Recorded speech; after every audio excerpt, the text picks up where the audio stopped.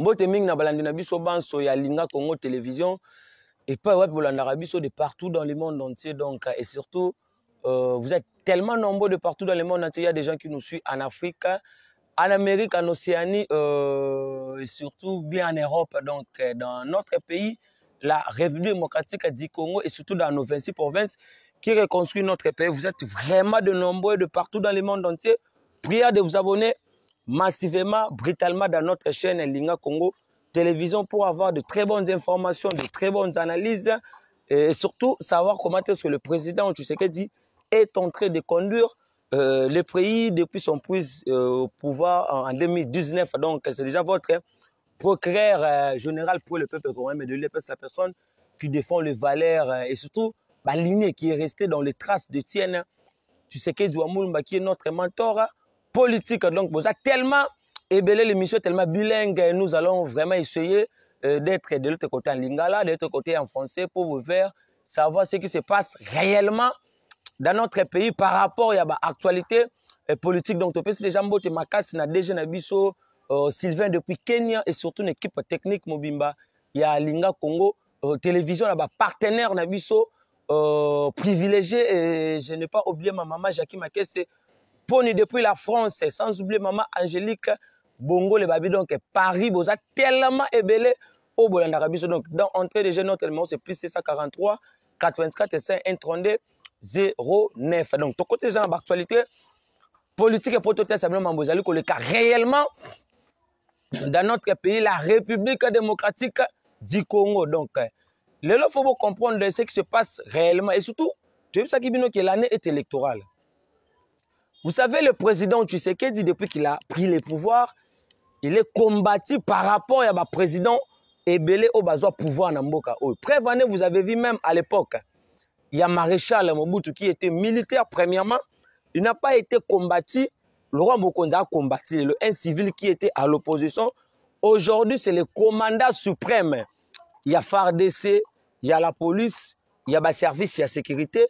Et la constitution de la République démocratique du Congo est casquetée, est connotée comme un symbole. Il y a unité nationale, le père de l'indépendance, les garants, il y a bon fonctionnement, il y a institution de la République démocratique du Congo. Prévenez, vous avez vu aujourd'hui, pour faire l'opposition vis-à-vis de l'UDPS, c'est pratiquement difficile. Pourquoi? Parce que Papa Etienne Tshisekedi Wamulumba, une fois que l'UDPS est au pouvoir, on ne parlera plus jamais de l'opposition. Et ce qui fait en sorte, c'est parce que nous qui sommes au pouvoir aujourd'hui, on n'a jamais fait la remise et reprise avec les gens qui sont dans l'opposition. Mais nous allons essayer d'être bilingues. L'élo, l'année électorale. Bato va se préparer à quitter une élection. Il y a eu des gens qui sont passés, en fait, qui ont passé beaucoup leur temps dans des distractions inutiles. Aujourd'hui, nous avons Martin Fayoulou, nous avons Delis Sanga. Vous avez vu voir même l'ancien premier ministre Mouzout qui était allé voir le président de la CENI. Parce que Fayou n'avait pas eu ce courage-là de dire au nouveau président de la CENI de démissionner. On a casquetté, on a dit ici que non, président CENI, il faut démissionner, il n'a pas la compétence de gérer cette institution. Mais quand les opposants sont allés les rencontrer, ils ont allé plutôt de rencontrer le président de la CENI par rapport à Makambotala qui fichier électoral, Makambotala qui élection en 2023. Pour nini bazwa qui courage wanate.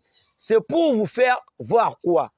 Opposant se préparer qui te bangato que na dialogue pour se ravitailler financièrement pour la élection ekoya. Et maintenant biso toza na pouvoir tokoki kondimate to ke na dialogue parce que to ke na dialogue eza le droit to cracher na mémoire ya moto atalisa biso politique, moto alakisa biso nzela paix à son âme, Papa Etienne Tshisekedi Wamulumba. Et là, qu'est-ce qui se passe? Président de la République, Aïna Kibokondi. Nous avons trouvé dans ce pays, il y a eu de l'insécurité, il y avait eu de la famine, il y avait eu des couacs sur le plan économique, même sur le plan judiciaire. Prévenez Bobona a procès à 100 jours. Où il a interpellé Vital Kamerhe, qui était le directeur du campagne de chef de l'État. C'est pour la première dans ce pays de voir le roi Vital Kamerhe, à l'époque, dans le procès à 100 jours, il a interpellé devant les instances judiciaires.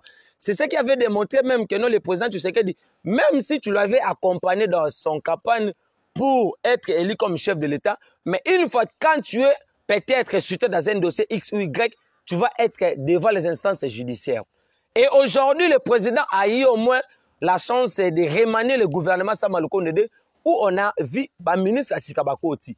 Mais maintenant, on va travailler, il y a de la famine, il y a de l'insécurité grandissante dans la ville-province de Kinshasa. Mais nous avons le ministre de l'Intérieur, nous avons le patron de la police.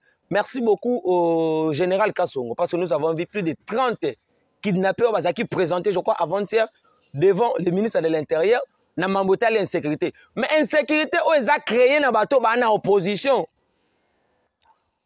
pour discréditer le processus électoral en 2023. Lelo, je crois, le 28 juillet, et aux alagies à francophonie, ou à awa. Et bateau na baza na posé à Jéwané à francophonie et Salema.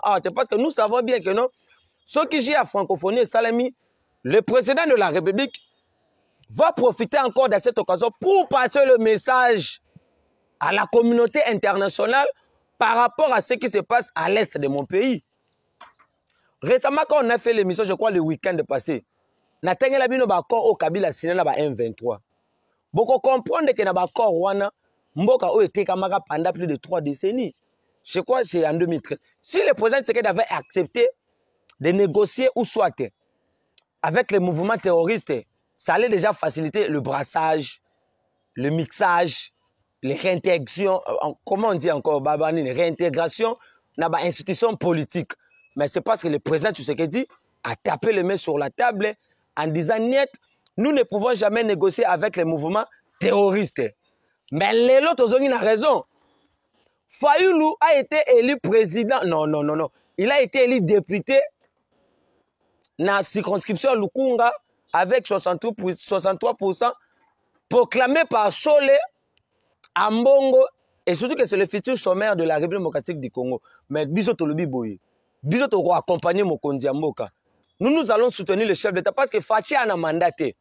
Fachi a une mission, mandat Fachi est en 2085. Biso toko soutenir Mokonzi Mboka. Mais toko lo baboye. Lelo, nous avons ces chantes-là de poil à langue avec la population. Les gens doivent savoir que non, doivent comprendre que toute économie extravertie. Bisoton toko là, toye ba opérateur économique ba congolais. Lora ba Wetrafa, ba Silika Dokolo, ba Tantuka Seba, ba Mayalos.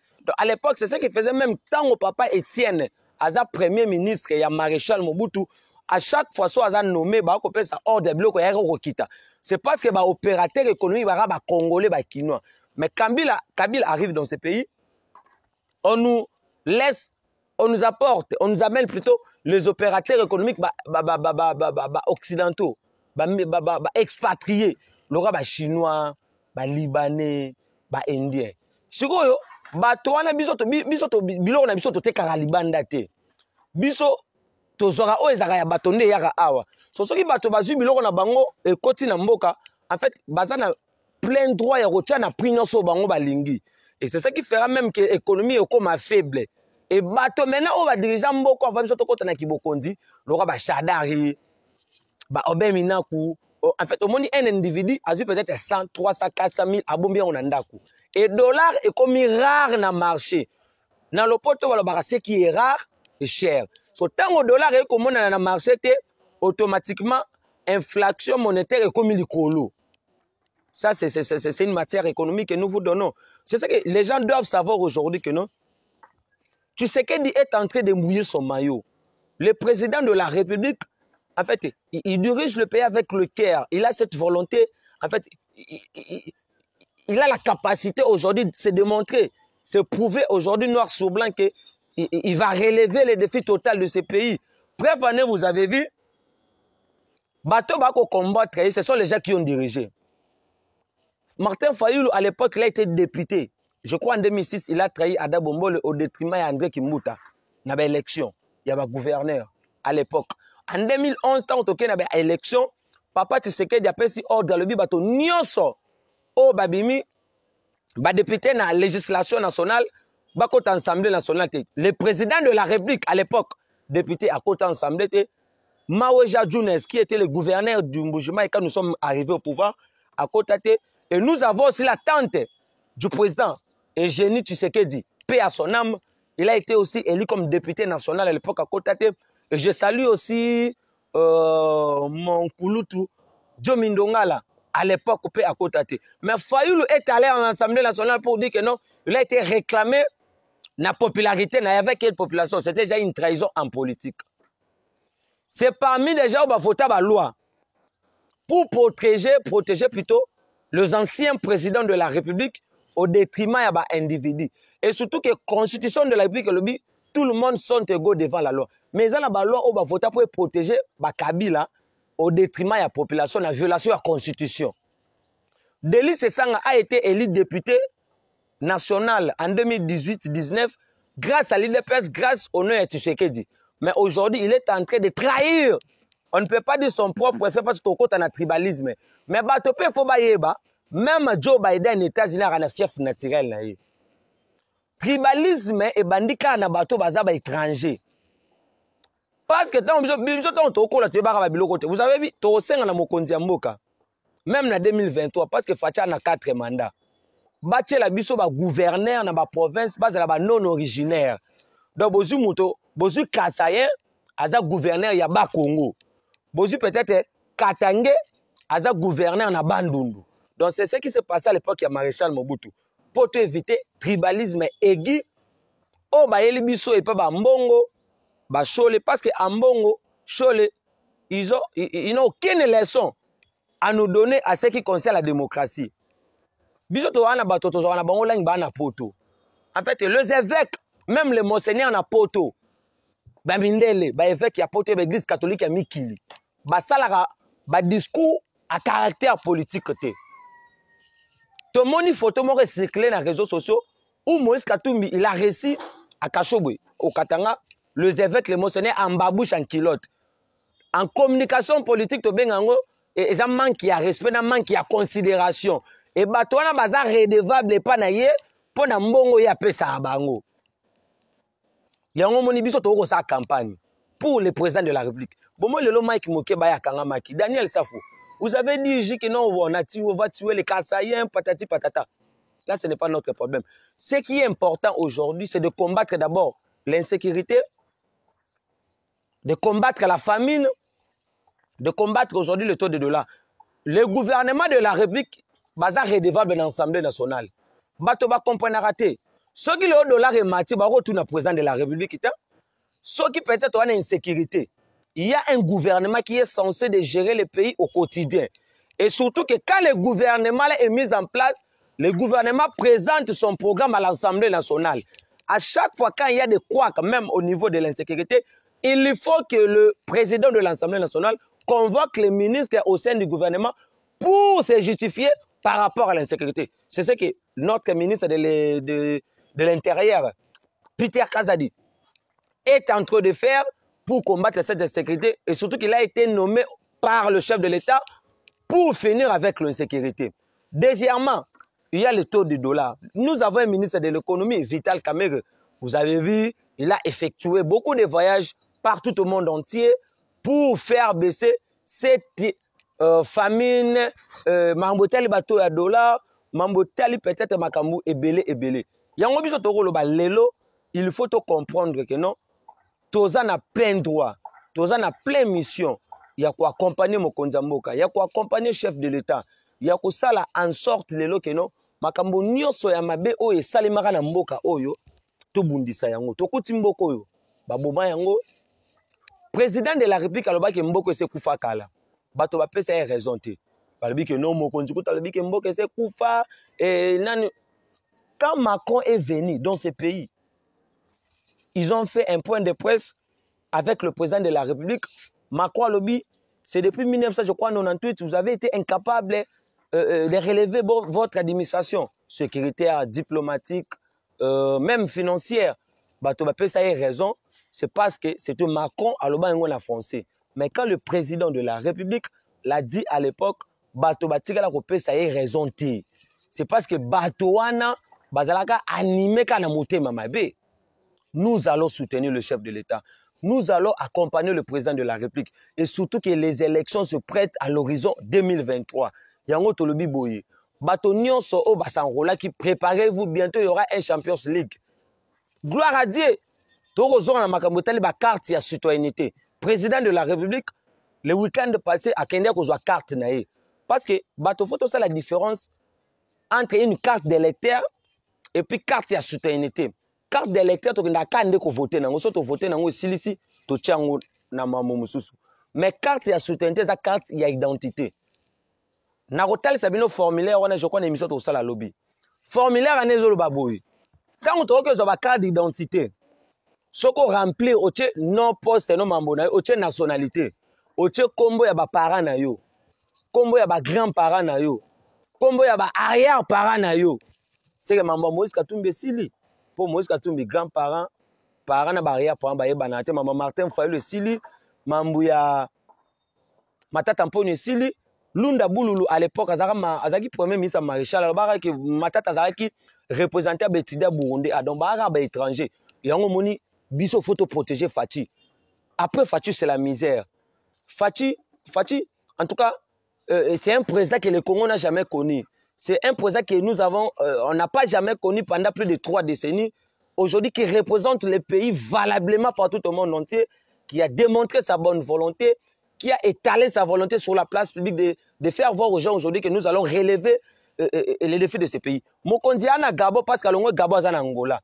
Président Lobi na Gabo Lobi na Mambotel insécurité Lobi sur les M23 attaque la ville de Goma. Je vais pile vériser les Rwandais. En fait, un président qui vous sort un bon français là, qui démontre aujourd'hui que non, si les M23 attaquent la ville de Goma, pour rendre Rwanda, en fait, Rwanda comme poussière. Aujourd'hui, il y a les opposants rwandais. Oh, balobi. En fait, aujourd'hui, au Rwanda, parce que tu sais qu'il est arrivé au pouvoir au Congo. Paul Kagame a eu le pouvoir lobby. Je crois que c'est en 1991, 1er juillet comme ça, 93, 94 comme ça, où les FPR, l'info patriotique rwandaise, bah attaqué. Ville ya Kigali, bah côté na pouvoir, Paul Kagame a côté.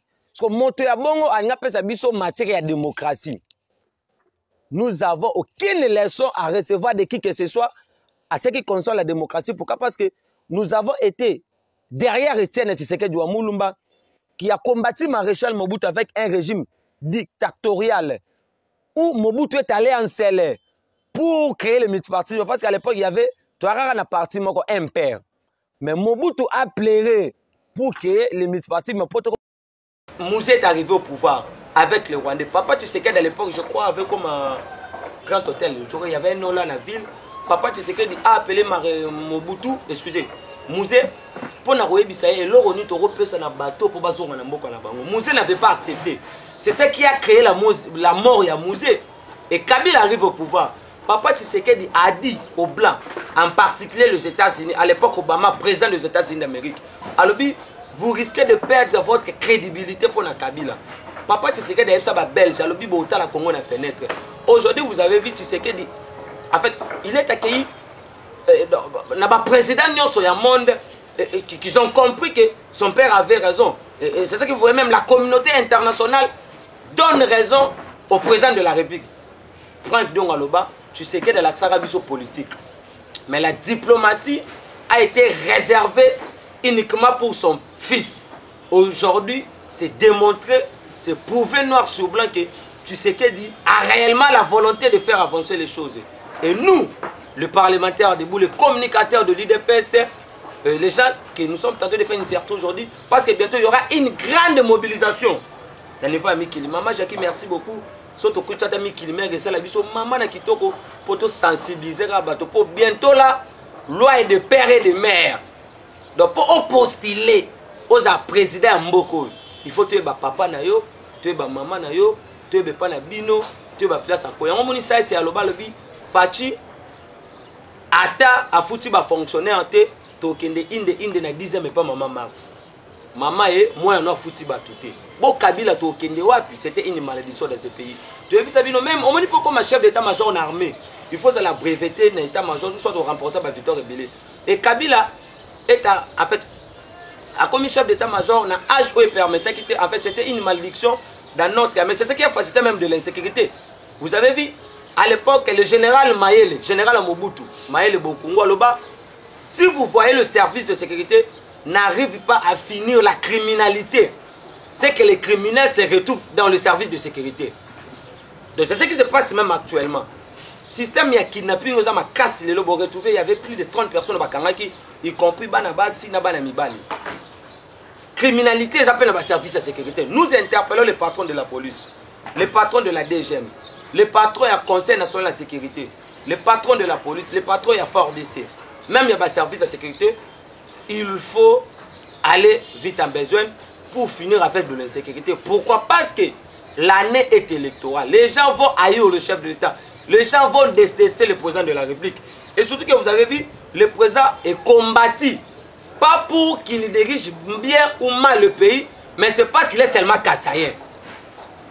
Donc, mon konzambo kabaro bundisaye. Et ça, c'est que pour diriger mboka mabe, to malamu. Mais pour ça, kassaïen.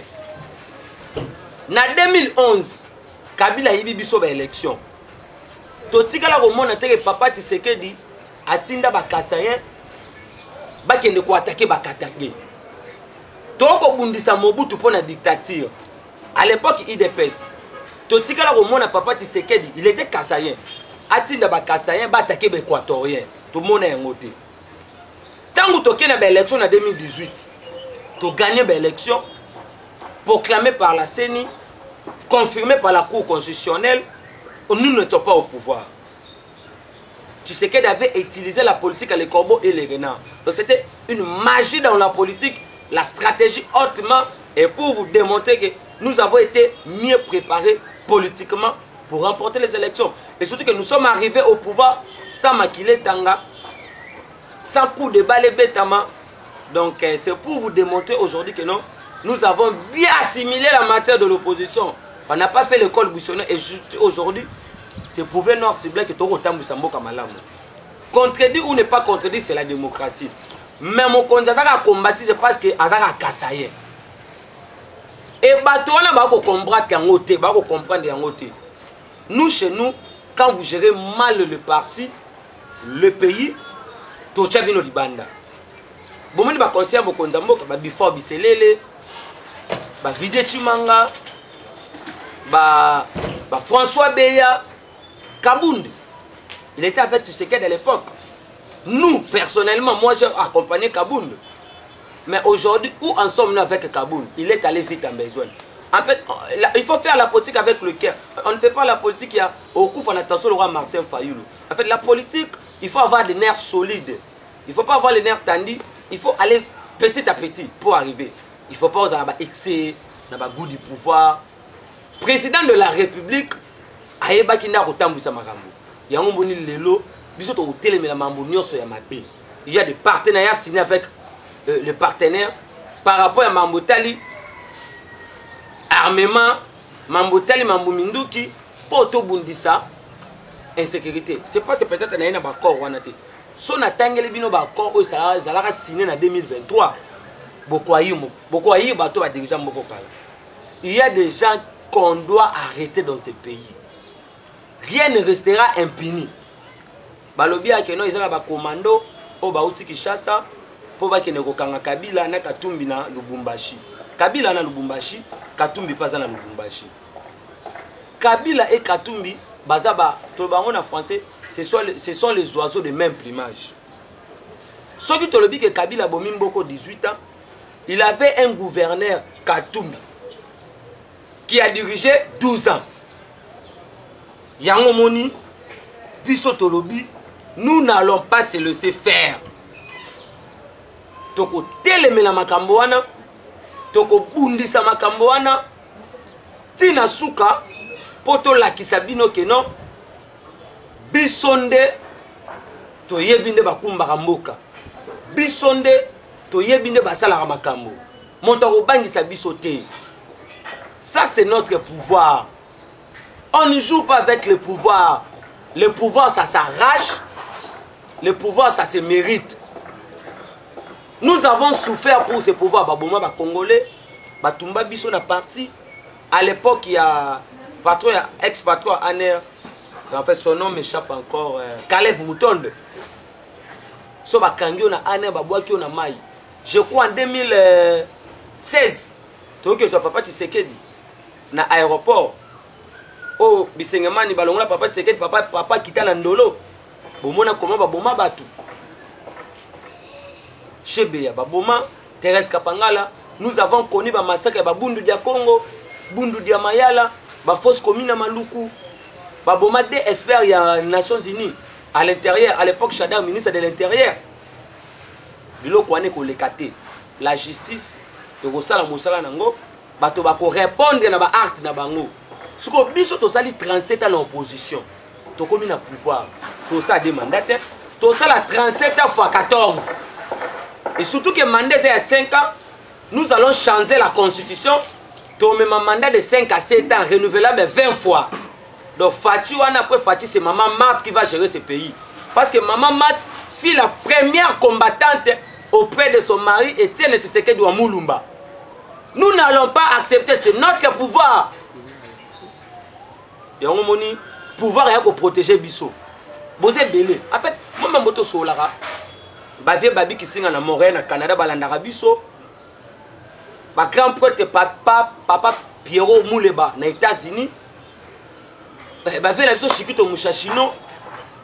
Et surtout au beau sanité, fait la biso marais. Le papa bébé Chanda. Donc na maman Stone vieux merci beaucoup na moni via connaître akuma déjà na kin les conseillers ya Fati chargé en matière de culture na art. Papa bébé Chanda vient la biso marais. Merci beaucoup donc bientôt banda les atomes pour la mambouya élection donc vieux tozali ba vieux balanda kabiso ba bundela kabiso la mami qui la vie que non bana mai ba ko bunda yango biso to lobi boyi to sala ba samblati nde to zwa ki mboka na ndenge mboka eko kende lelo il y a une différence totale. Fati akobongisa makambo, Fati aza na volonté amwa na mboka to tchaye biso to bakana bakasi biso to bakasete bakasi ba baka tout mutu ampanda ko mikolo, c'est ça qu'on dit là. Donc tout mutu ampanda ko mikolo to soutenir ye azia bino mokonza to ke na Kasai awa alobi bana betu ba Kasai. Moi je ne suis pas Kasaïen, bana betu ba Kasai soutenir tout. Il y a eu des gens qui ont parlé non, même Biden a fief naturel na ye Fati kutana bana classe là ba tanga na mboko bo bana classe à Martin Fayulu biso kutonga to okola mo biso to bike le so nzamba salpe to kometa ba ministre to na bana classe na biso to chikala bango tota Martin Fayulu na classe neto yebiete place bakunda bande koneto yebite akufela kate aza extraterrestre donc ya quoi alors neto ba il est tombé comme un cheveu dans la soupe yango moni biso to kotika Fati te. Nous allons accompagner la distinguée première dame. Merci beaucoup. Directeur du cabinet Maman Denise Chekobeya. Merci maman pour la soutenir. Donc Maman Denise Nyakero, tu sais que de la distinguée première dame. Donc maman Oyo, elle a un comédien na Simate. Maman a créé une fondation. Après ça, une bourse excellence. Pour même abami kiliba na batanga po baya ko soutenir Mboka Lobby. Yango moni, nous allons vous soutenir, nous allons vous accompagner. Et surtout que nous sommes là pour dénoncer. Les gens il y a un détournement, il y a une corruption, il y a une malversation financière, il y a une anti-valeur, il y a une éternir l'image de Mboka. Parce que les gens sont Mboka. Ceux qui sont au Congo, ils sont Mboka à part Congo. Bango bana ba Zambie, bana ba Sénégal, bana ba Cameroun, bana ba Burundi, bana ba Rwanda.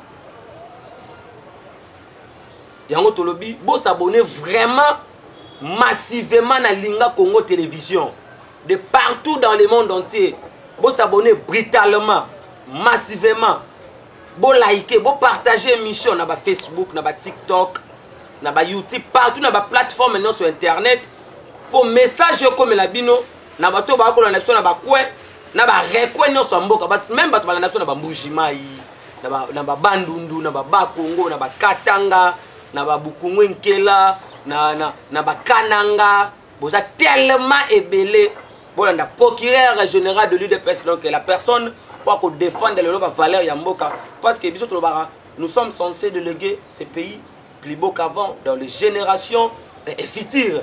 Pour l'élo, l'issue de la opposition, il y a un pouvoir. Biso va mettre au coup, la biso va bola, mais to landane mboka kende, to tika mboka malamu. Bana oba roya pena sima ba comprendre que non mboka tika maboka ba dépend de. Vous voyez les occidentaux, la communauté internationale pour na bango il faut ba étranger ba diriger mboka. Pour ba intérêt na bango ils la respecter. parce que tant bana mboka ya solo solo bako ya po ba diriger mboka bango ba kondima yango te yango moni Faci asali politique ya gagnant gagnant 50-50 boye na ba industrie bosu minéraux botike biso ba industrie et permettre la jeunesse congolaise bazo ba boulot bazo ba misala. Mais avec Joseph Kabila ce n'était pas le cas. Avec Kabila venez piller le pays. Kabila a s'enrichir brutalement, massivement. Nous allons récupérer les Kingakati. Le Kingakati a été construit proprement avec l'argent des contribuables congolais. Nous allons récupérer ferme ya Kachamata dans Lubumbashi. Nous allons récupérer tous les sites, tous les ponts, tous les fermes, toutes les industries que Kabila a construit à Matadi, à Boma. Nous allons récupérer tout ce que Olive Lembe a gagné dans ce pays. Et vous allez me dire qu'une première dame ne pas payer Nambongo à l'État. Prévenez, Maman Denise, elle a créé cette fondation. Une fondation et Vivaka n'a pas contribution à partenaire. Mais il y a des ex-premières dames au Bazouambongo à l'État, Mbongo ya Kimoyibi, pour Boma Mboka, pour Basala Makambo tellement ébélé. Yango Oyoki, biso toko se laisser faire. Nous sommes là pour vous combattre. Et nous sommes là pour vous démontrer aujourd'hui que non, Faci a la bonne volonté de diriger le pays. La bonne volonté de faire avancer les choses. Et ça, bateau baza nimé na motema mabe, bateau ba nimé na kindoki, bateau ba sala ngana avant la sambela ya mokonza mboka. Nga pas Faci. Vous savez, balobaka toute autorité vient de Dieu.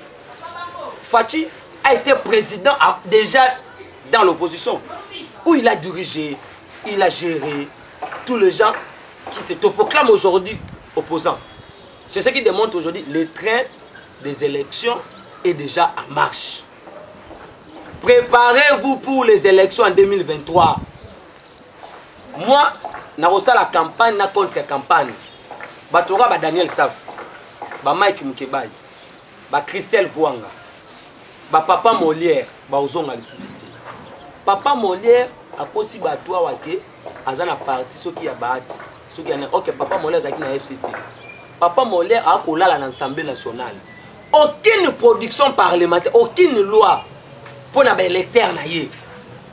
Bomona ki alala na ba aéroport, alala na ba Assemblée nationale, na ba fête à mariage bibina bina. Ça c'est quel genre de député? Ce sont les immondices à ba députés à l'Assemblée nationale. Il faut la honte. Et moi je vais faire la campagne et puis contre-campagne pour ces gens-là qui fera en sorte que on a 2023. Pourquoi? Parce que nous sommes là pour vous combattre. Et surtout que le président de la République avait tapé la main sur la table par rapport aux élections législatives, de voir comment est-ce que Batomsou faut bakota na masolo, Baklonia Mugabu. En fait, les institutions politiques étaient là qui infiltraient. En fait, à l'époque, il y avait la présidence de la République, la primature, le gouvernement, l'Assemblée nationale, le Sénat, le service de sécurité. C'est ce qui démontre aujourd'hui à suffisance que non, tu sais que dit est venu changer les choses. Tu sais que dit vous démontre aujourd'hui, nous allons accompagner le chef de l'État. Il y a des journalistes, je répète encore, de Pero Loara, de Peter Tiani, Bibi Kapinga. En fait, il faut ça l'attention Makasi. Christian Bossembe n'est pas ton ami. C'est le président du CESAC, le président du Conseil supérieur de l'audiovisuel et puis de la communication. Et le président le plus jeune en Afrique qui dirige cette institution dans notre pays. Une personne pas qu'on défend les valeurs. Bibi Kapinga a un problème sérieux. A otami kili, a kena mamboami kili pour abota kuna azwa mukanda gloire à Dieu to ko souhaiter liwa batoté mais Nzambe a démontré. Comment vous pouvez critiquer, combattre une personne qui gère mieux cette institution? Péo Loara a quoi malade en l'église à Mukuna. Wana Mukuna ndaloba. Évêque à Lobango to pèse évêque Mbote Makasi pour na ACK donc merci beaucoup na évêque Pascal Mokuna le futur ministre des Sports. Pour ako diriger le tripuis wana. Yango moni bato nyonso motema mabe. bato nyonso ganiaka bato nyonso bako démontrer kindoki nous allons vous combattre et nous allons vous démontrer aujourd'hui que non, le président de la République c'est un président que le Congo n'a jamais connu depuis plus de 3 décennies dans ce pays. Vous abonnez pour vos informations qui toquent. Il y a tout un accord signé en 2023. Peut-être je crois une émission à service à sécurité, à la présidence de la République, à le conseil supérieur de la magistrature. Oh, bah tu vas comprendre. Mais le lot pour te soutenir moi dans Mboka. Le lot pour te accompagner le président de la République. Bah tu belé bah comprendre. Bah tu belé bah na ba distraction. Bah tu belé bah koye bah te que président aye a changé ma cambo. A même ma cambo et qu'il a volé Moussoussou. Donc sur ce, merci beaucoup na maman na biso donc autant en Kombote. Maman sera tati na France. Boza tellement belé. Bato ba na na ba Belgique, na ba France, na ba États-Unis, na ba Canada, na ba Angola, na ba Gabon, na ba Brazzaville, na ba benga so na ba Mozambique, na ba Soudan, na ba Israël, na Chine, na Dubaï, na Pékin. En fait, vous êtes tellement ébellé de partout dans le monde entier. C'était votre communicateur de l'UDPS par excellence, la personne qui maîtrise mieux ce qu'il est en train de dire et qui vous rassure aujourd'hui que non, l'avenir du pays est en train de promettre. Donc nous sommes censés condamner, souder, fermer, d'accompagner Moukwantombolo, Mouama Iwakaninda, le président de la République, le président de leur président, donc le président le plus costaud. Donc Mouama Iwakaninda, à 4h du matin.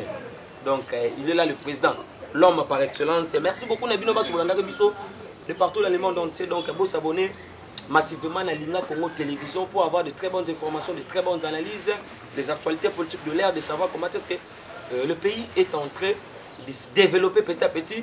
La volonté, il y a Mokondi Mboka, son excellence, monsieur le président de la République. Donc merci beaucoup. Tu peux déjà Mbote Makasi, le président Nabiso Steve Mbouyi, horizon 2023. Donc président Steve Mbouyi, horizon 2023. Donc il y a eu Angoyo, donc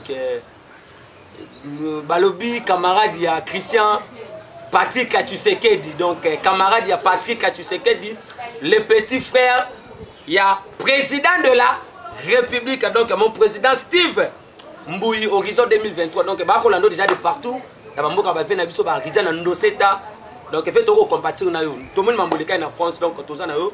Le cœur plutôt Pessimbo Tenavie Nabiso Olivier Kanda, Mbote Makasi, Tobo Sanité maître des zones et là, et surtout na grand gérant. Il y a Bisso, il y a eu d'ambiance, donc visiter l'espace. Il y a eu d'ambiance, il y a des canyons, il y a Mikil Baron, première dit qu'on va visiter déjà eu d'ambiance, vers la Bill Mbouyi. Donc, il y a déjà un espace, c'est un bon espace. Oh, il y a un babino, donc, vous êtes tellement ébellé partout dans le monde entier. Tu peux si faire mbote ma casse, tu peux sanité, viens marai. Papa et bébé Chanda. Bébé Chanda, bébé ta stade de Marti Tongo. Viens à marai, motema ya mama Stone. Tout le monde qui est gouverneur de la ville de Chantiningo Bila. Donc, merci beaucoup, vieux Bandal est tombé, tu coûtes à Bandal. Tu peux santé, vieux Chikito Mouchachino, bateau accompagnant. Papa Wemba, père son âme, viens à Chikito Mouchachino. Et tu peux santé, lui sous-souter. Maman Jackie Makes Koni, donc maman ya viens à Bisso les risques, représenté à un musicien franco-congolais, Nami qui n'a pas bakine. Vous êtes tellement ébellé, et surtout na maman bébé depuis Paris, tu peux santé maman Élisée Mokako depuis Londres. Donc maman est là, ça la biso maman na kitoko makasi.